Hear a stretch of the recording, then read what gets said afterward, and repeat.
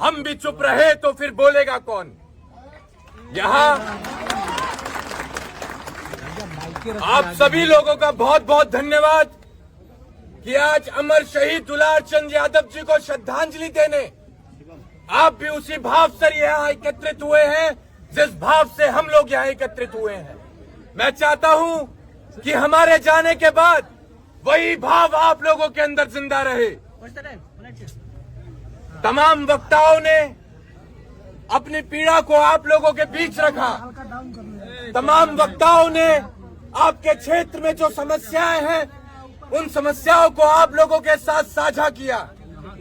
मैं आपको एक छोटी सी कहानी के साथ एक उदाहरण देना चाहूंगा। इस कहानी को मैं चाहता हूं कि आप लोग जरा गौर से सुने। एक बार जंगल में भीषण आग लग गई होती है और उस आग को बुझाने का प्रयास एक मामूली सी चिड़िया कर रही होती है। वो मामूली सी चिड़िया दूर तालाब की तरफ जाती है, एक बूंद पानी अपनी चोंच में भरती है और उस जलती आग के ऊपर एक एक बूंद पानी वो डालने का काम करती है।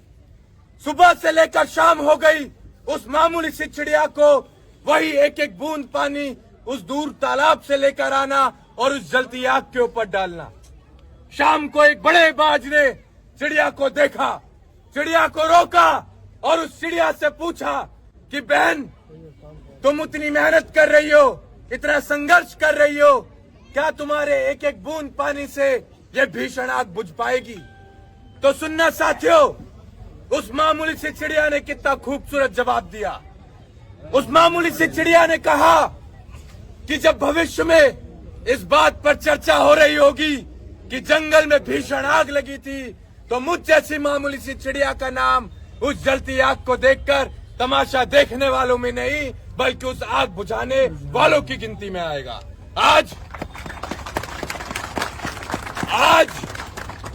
उसी मामूली सी चिड़िया की तरह हम सभी लोग हैं। उसी मामूली सी चिड़िया की तरह हमें भी जहाँ जहाँ भीषण आग लगी है वहाँ एक एक बूंद पानी लेकर उस जलती आग को बुझाना है और हमारे ऐसे भाइयों का साथ बनना है जिन्हें दबाया जा रहा है, सताया जा रहा है, तड़पाया जा रहा है और प्रशासन द्वारा उनकी आवाज को रोका जा रहा है। हमें साथ बनना है, हमें ताकत बननी है हमारे ऐसे भाइयों की, क्योंकि आज एक नीरज है, कल को आप लोगों के बीच से हमारा कोई साथी हो सकता है। आज अगर आप शांत रहे तो कल को हम लोग भी शायद आपकी लड़ाई में आपका साथ ना दे पाए, क्योंकि आप उस मामूली सी चिड़िया की तरह अपना हक अदा नहीं कर रहे समाज की लड़ाई के लिए। एक बहुत खूबसूरत शायरी है, इस शायरी के माध्यम से आप इस बात को समझने का प्रयास करें। अक्सर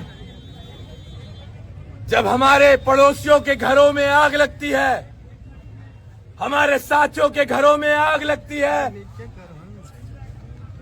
तो हम लोग तमाशा देखते हैं। ऐसे लोगों के लिए एक शायरी है साहब कि जलते घर को देखने वालों फूस का छप्पर आपका है, आग के पीछे तेज हवा है, आगे मुकद्दर आपका है। उसके कत्ल पर मैं भी चुप था, मेरा नंबर अब आया, मेरे कत्ल पर आप भी चुप है, अगला नंबर आपका है। अगर इस नंबर को आप कटवाना चाहते हैं, इस नंबर को अगर आप कटवाना चाहते हैं तो जरूरी है आप लोगों का संगठित रहना।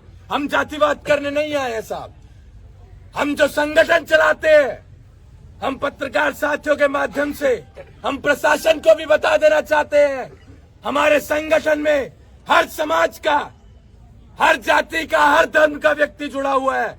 हम विशेष जाति का संगठन नहीं चला रहे हैं। आज आप हमें बताइए किस जाति में अन्याय हो रहा है, वहां हमारे पास तक अगर सूचना आती है तो हम पहुंच जाते हैं, क्योंकि हमें पता है जब तक हम दूसरे के घरों में जली आग को नहीं बुझाएंगे तब तक हमारे भी घरों में जो आग लग रही है उसे कोई नहीं बुझाएगा।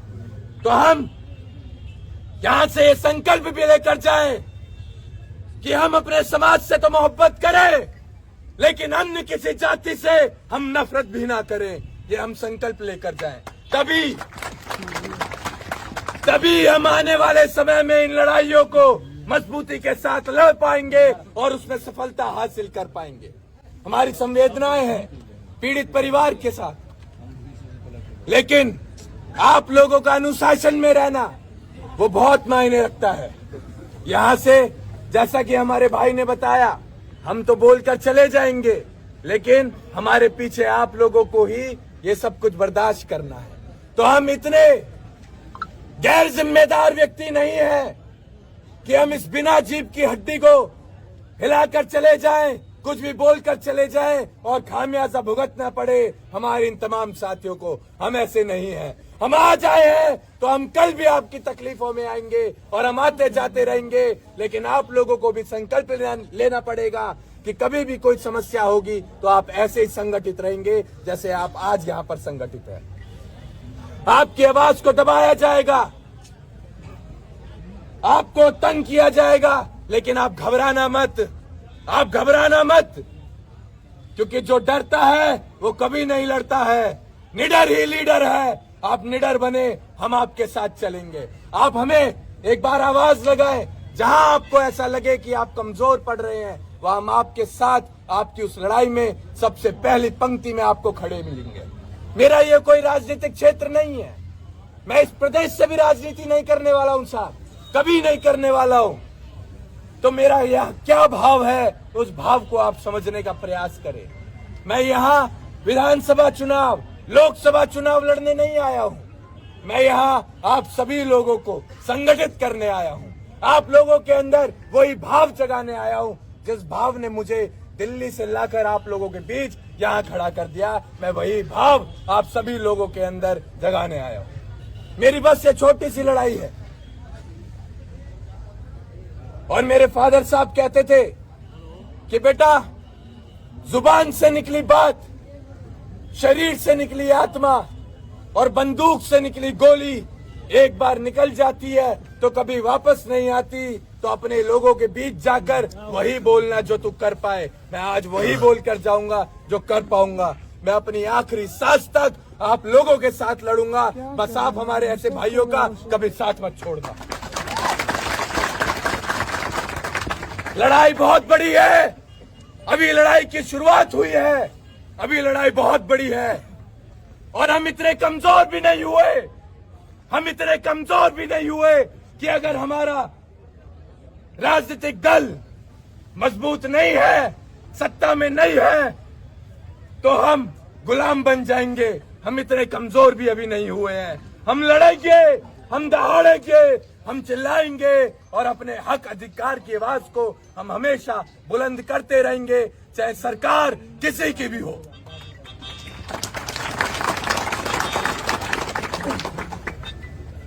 मुझे बेहद खुशी है आप लोगों के